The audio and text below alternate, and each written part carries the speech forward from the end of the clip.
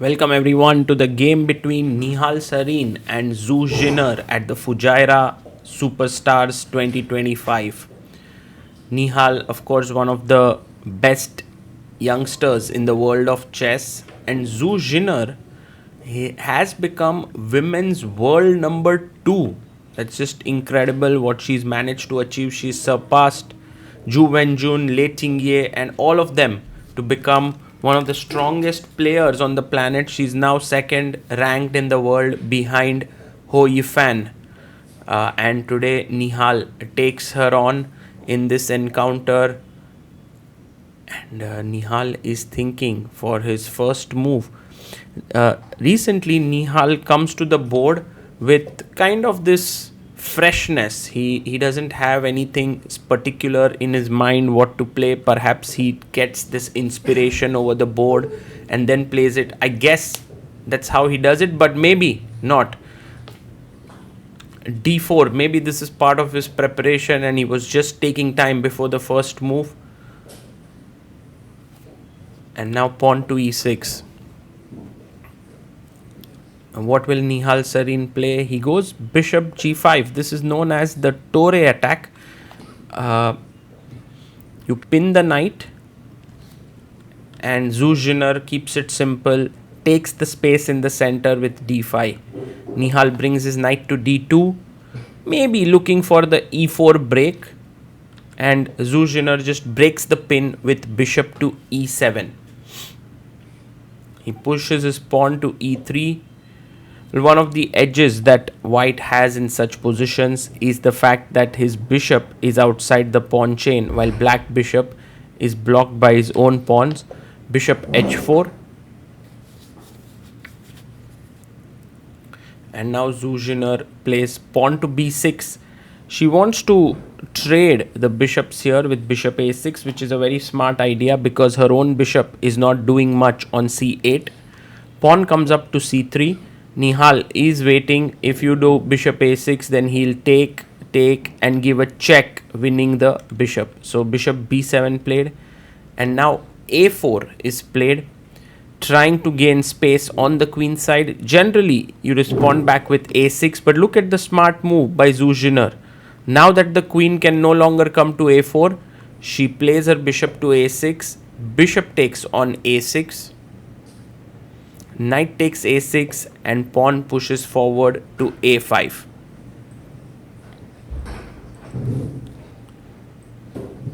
Now Zhu Jiner under some pressure here. She castles, but Nihal can take and his rook would be active on the a file.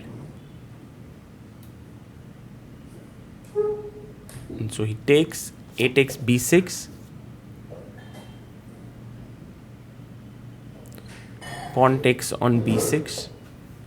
By the way, in this tournament, Zhu Jiner has played an absolutely stunning tournament. She's beaten some of the best players in the world. Queen e2, attacking the knight.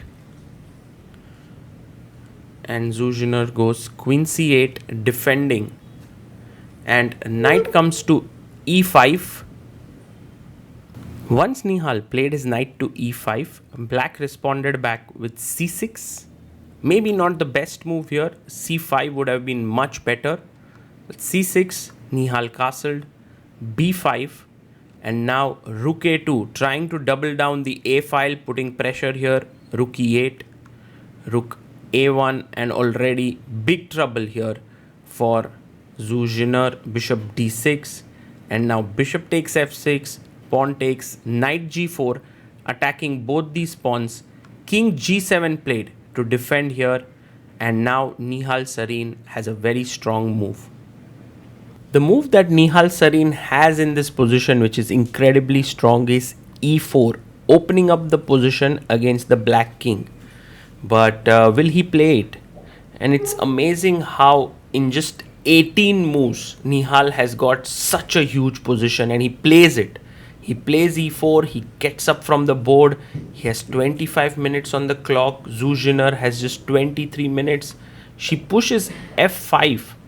Now, interesting move, because if you take on f5, ef5, the rook opens up against the king and the knight, against the queen, and the knight is also attacked. But Nihal very quickly pushes e5. He realizes that after pawn takes, he can take on g4 and then take on d6. So Zhu Jiner plays her bishop back to e7. And once again, a very important move here. Finds it. Knight to f6. Attacking the rook. Ready to give up a pawn if the knight is taken. Bishop takes. Zhu Jiner's like, I must take it there. E takes f6.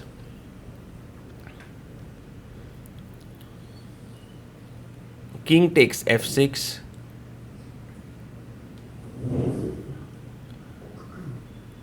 And now queen, knight jumps to f3. Nihal plays here, knight to f3. He just trusts his position that the black king is weak. If king g7, he wants to go knight e5. And he's playing against this knight on a6, which is doing nothing in the game. So king g7 played. And now jump in with the knight. Exactly. He plays his knight to e5. And now many threats. Queen h5 could be one idea. Also knight d3 to knight c5, not to be underestimated. Zhu Jiner plays f6. But now just knight d3. Yes. The knight is going to c5 to put pressure on the a file. Also knight f4. Do not forget these two rooks who have been lined up since quite some moves. Rook e7. Zhu Jiner wants to get her rook to a7 perhaps. But now knight c5. e6 pawn is also weak. He goes queen h5. He's playing in both sides of the board. Nihal. He has complete control. Rooks looking here. Knight f4. Threatening queen g6 could also become an idea here. So king comes to h7. And now if knight f4, there is rook g7 to defend the g6 point.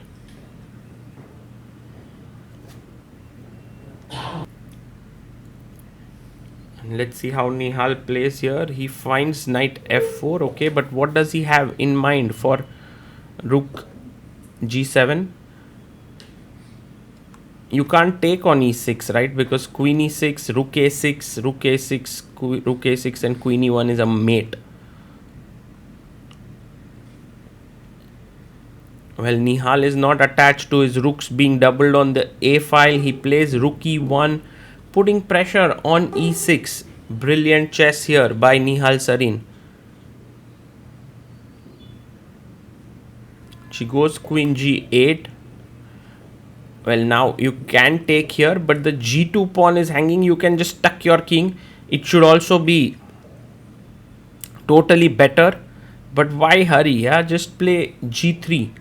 Exactly. Look at Nihal calmly making that move g3, knowing that his opponent has absolutely no counterplay. Rook goes to g5, attacking the queen. And now simply queen to f3 back.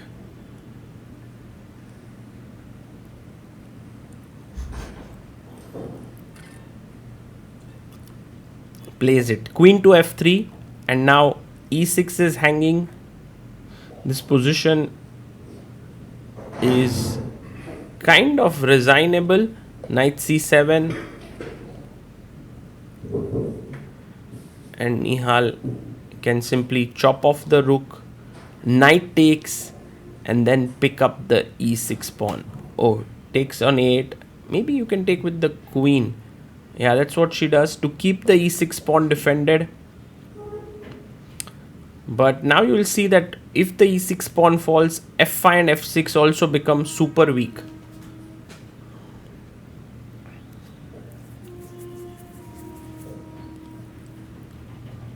And Nihal goes h4. I love this move because the idea is after knight e6, the f5 pawn will also be hanging as the rook would no longer be defending it. Rook goes back to g6. She's hoping that Nihal would take the rook to create some kind of a fortress, but Nihal is unperturbed. He is like, I know that e6 pawn is even more important than winning the exchange here.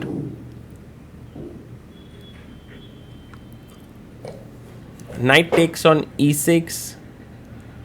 Rook takes e6. Now f5 is hanging, the king is in trouble, h5 could come in, c6 pawn is weak.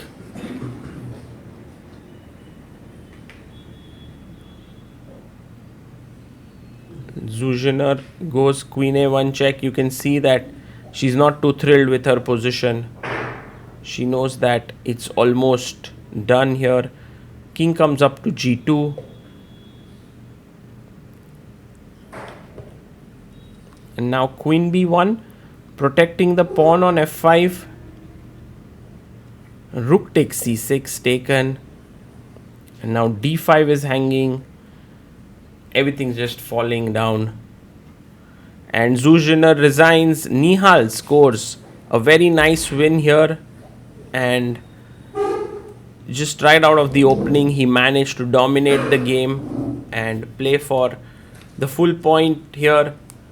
With this, Nihal makes a strong comeback in this tournament. Zhu Jiner, on the other hand, well, what a tournament she's had. She beat Alexander Motilev, Ivan Cheparinov. She drew against some of the world-class players like she even beat Yuri Kuzubov, drew with Lu Shanglai, Abhimanyu Mishra, Aydin Suleimanli, Andrew Hong, Sanan Sugirov. Clearly, she is becoming one of the strongest players in the world of chess, not just in women's chess, but will very soon cross 2600.